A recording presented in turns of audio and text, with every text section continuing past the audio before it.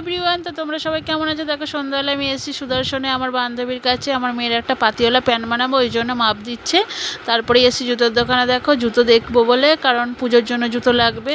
আর মেয়ে আগে প্রথমে ট্রাই করে দেখছে, দেখো এই জুতোটা ওর পায়ে কেমন লাগছে। তারপরে আমি একটু ট্রাই করে দেখলাম, সিম্পলের ওপরেই জুতো নেব, কারণ বেশি হিল নেব না।